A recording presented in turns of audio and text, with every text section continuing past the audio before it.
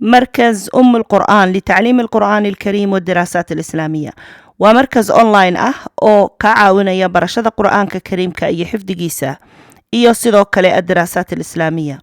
haddaba haddii aad rabtid in lagaaga soo bilaabo higaada amba haddii aad rabtid qur'aanka kariimka iyo culumtiisa amba daraasaat alislaamiya oo markaasi lagugu barayo culumta shareecada kala duwan kusoo dhawow markaz online oo la yidhaahdo markaz alqur'aan litacliim alqur'aan alkariim wadaraasaat alislaamiya.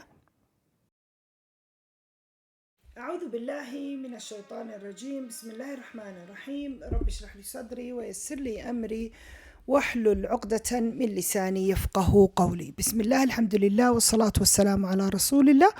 اللهم صل وسلم وبارك على رسول الله عليه الصلاة والسلام. السلام عليكم ورحمة الله تعالى وبركاته. دمان ولا لها قيمة إيا قدرين تمضان إيا كحدا channel كينا فاطمة منا channel خير إيا برواقة بدن أياني دي رجينيا بإذن الله تعالى من بودا فهدوني ذكر الشوكتان يحلو والبويني سيو قادو قصة داني. طبعا وأركيسان حبيب أي عدكي قد عضي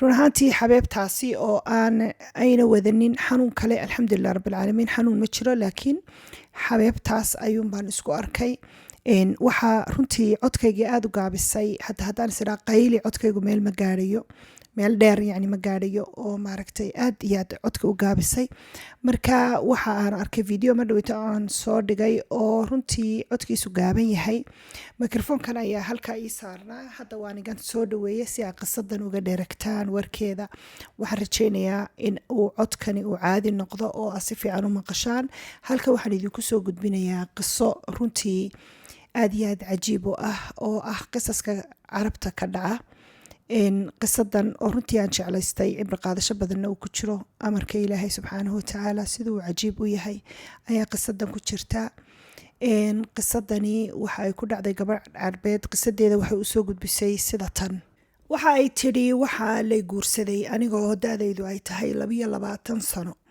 waxa ay soo doonay oo runtii i guursaday nin ah qaraabo fog aanu nahay amba dadka ay yani isku reer aanu nahay wax noocaasa ayuu ahaa ninku markaa ninkani wuxuu ahaa qof aanu isjeclayn ilaahay subxaana watacaala haddana isu kaaya qadaray inaanu isguursano guur xalaala isugu nimaadno ninkan isaga da-diisu waxa ay jirtay xilligaasi aanu isguursanayno 25 sano anigana da-deedu waxay ahayd 22 sano 3 sano keliya ayuu iga weynaa waxa aanu ku noolaanay nolol aad iyo aad iyo aad u farxad badan waa qiyaasan kartaan qof aad jeceshay isaguna ku jecel yahay da-diinu ay yar tahay nolosha isla soo bilowdaan yacni guur farxad runtii aad iyo aad farxad maaragtay badan ay ku dheehan tahay ayaanu isguursanay ambaanu ku noolay nolol aad qurux badan oo farxad leh aniga iyo zawjkaygu laba qof oo isfahmay oo nolosha isku fahmay ayaanu ahayn isaguna aad iyo aad buu ii jeclaa waa uu ii koolkoolin jiray wax walba oo gacantiisa uu ku hayo wuu isiin jiray yacni waxa uu ahaa qof waqti wanaagsan ila qaata farxad badan i dareensiiya i ammaana i jecel isoo dhaweysta aad iyo aad iyo aad kalsooni badan iigu abuura iyo jacayl badan sidoo kale waxa yacni dadku maaragtay waqtiyada fasaxyada waxay aada u jecel yihiin dadka carabti inay dhoofaan oo ay samarkii amba waqtiyada kulaylaha ee iskuullada la xidho amba fasaxyada la galo inay dhoofaan ay isugu faanaan dadku oo ay dhoofaan ay kolba wadan tagaan halka dadku sanadkiiba hal mar ay dhoofaan aniga odaygaygu wuxuu wadankayga saari jiray uu dhoofin jiray bay tidhi sanadkiiba 2 goor ayuu dhoofin jiray siduu ii koolkoolinayo yacni oo uu ii dallicinayo ii jecel yahay runtii nolol aada u qurux badan ayaanu ku noolayn laakiin sanadkii koowaad markii noloshayadii ay guurkaygii aanu ku wada jirnay sanadkii koowaad dhammaaday waxa aan aragnay in aan wax uurihi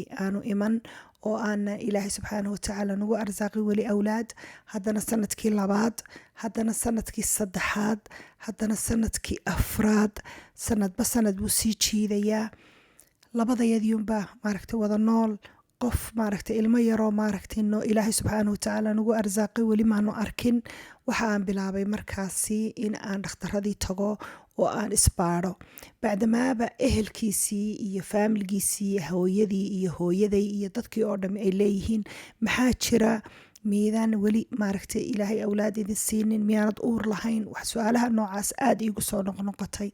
waxaa dantii igu kaliftay inaanu dhakhtarkii tagno oo labadayaduba aanu isku qancino inaan dhowr sana kasoo wareegtay guurkayagii aanu dhakhtar tagno oo aanu isbaadho. run ahaantii isagu mar walba waxay dareensiin jiray wax mushkilada ma laha, caruur iyo wax walba adiga iga muhiimsan. laakiin runtii waxaa dantii nagu kaliftay oo anigu aan ku qasbay inaanu dhakhtarkii tagno. dhakhtarkii markaanu tagnay ee baaritaanadii labadayadiiba nalagu sameeyey, dhakhtaradii waxa ay tidhi aniga ayay tidhi adiga ayaa xigaaga ciladu ay ka jirtaa, ukumahaaga amba beedka maaragtay ukunta ay dumarku sameeyaan ayaa daciifka ah, marka ilaahay waa ku siin karaa, laakiin kolley ciladu waa xagaaga ayay dhakhtaradii igu tidhi. waxaan meeshii kasoo baxnay anigoo aada iyo aada u niyad jabay, runtii murugaysan. kadibna zawjkaygu waxa uu igu yidhi waxaa ha u bixin, ilaahay wuxuu inagu arsaaqaya waa meesheeda, haddana adiga sidaadan kugu rabaa, awlaad iyo awlaad la-aanba adiga ayaa deeqay. nolosha farxadda leh ayuu marwalba diyaar ila ahaa, iyo hadallada macaan iyo dhiirigelinta faraha badan. runtii markasta sanadadii dambe waalidkiisu aabihii iyo hooyadii waxay ku odhan jireen si toosa oo bareera oo xitaa hortayda ah waxaanu rabnaa inaan awlaadaada aragno aabbo, kol haddii gabadhaadu ay iyo hooyaba, kol haddii maaragtay awlaadaadu gabadhaadu ay iyada ciladu xaggeeda ka timi, waxaanu rabnaa inaad guursatid oo aanu awlaadaada intaanu nool lahay aanu aragno. runtii wuu ka diidi jiray, markasta wuxuu odhan jiray may, ma raba inaan guursado oo gabadhaydan qalbiga ka jabiyo, ma raba inaan gabadh kale u keeno, ma raba inaan saan sameeyo, iyadaa i deeqday, iyadaan ku faraxsanay, ilaahay waa na siin karaa awlaada, lama guursanaya xaaskayga. sidaasi ayuu odhan jiray, aniguna waan ku farxi jiray. zawjkaygoo sida ku adag oo maaragtay diyaar u ah mar walba in uu aniga i haysto amba uusan ila guursanin, xitaa haddii awlaadii iyo dhashii ay muddo maaragtay nagu qaadatay.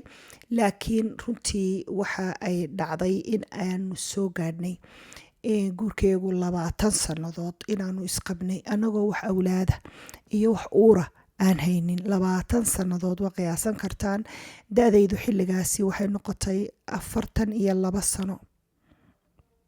42 sano ayay da-daydii soo gaadhay, iyadoo aanan uur qaadin, iyadoonan awlaad u dhalin, isagoo sidii iigu dhegan oo taagan, waan ku jecelay adiga ayaa cid walba iiga muhiimsan. waa qiyaasan kartaan 42 sano markay qofka dumari ay gaadho iyada oo weli ilmihii koobaadna aan dhalin.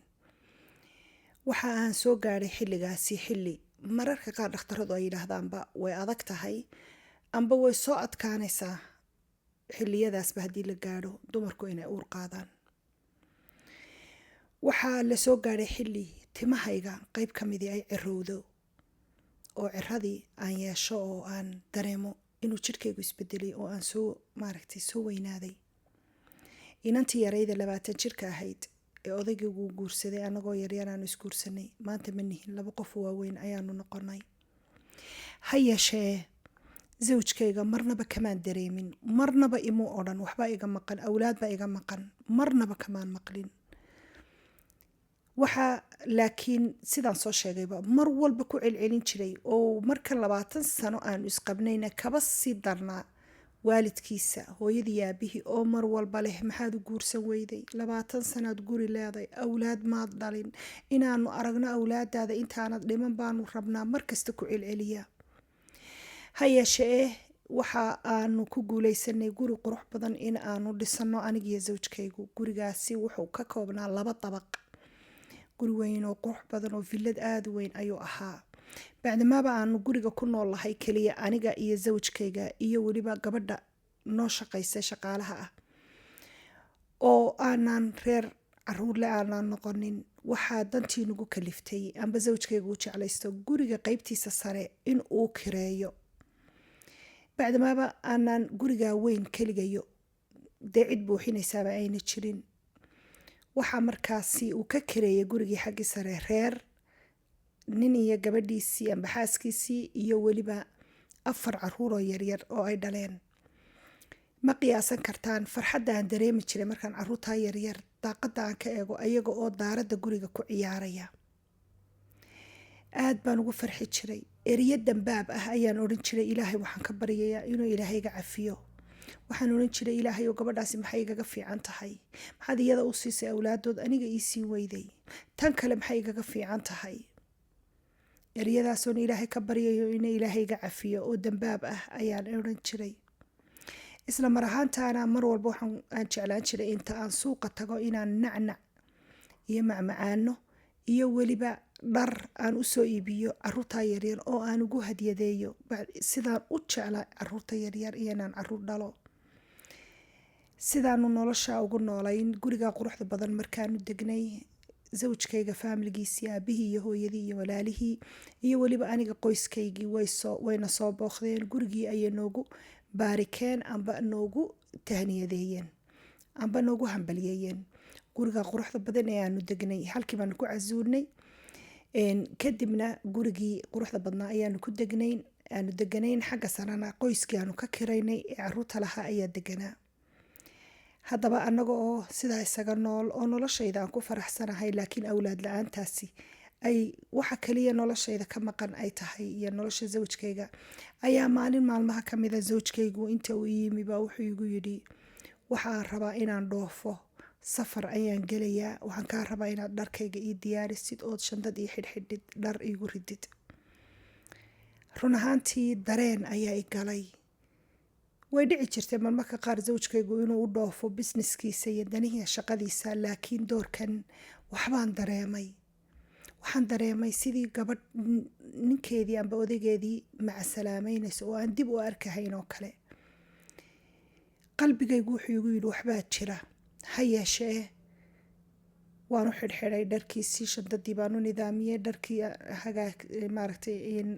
shandadiisii aan ugu nidaamiyey oo aan sagootiyey zawjkaygii. waxaan ku yidhi muddo intee leg ayaad maqnaanaysaa? dana shaqo ayaanu dhoofayaa, waxaanan maqnaanayaa 2 wiig keliya ayuu igu yidhi. waaye baan idhi. sidii ayuu zawjkaygii iiga dhoofay. markuu dhoofay ee 2 wiig ay kasoo wareegtay, waan wacay, goormaad iman doontaa? wuxuu igu yidhi wiig kale ayaan ku darsanayaa, kadibna waan iman doonaa insha allah.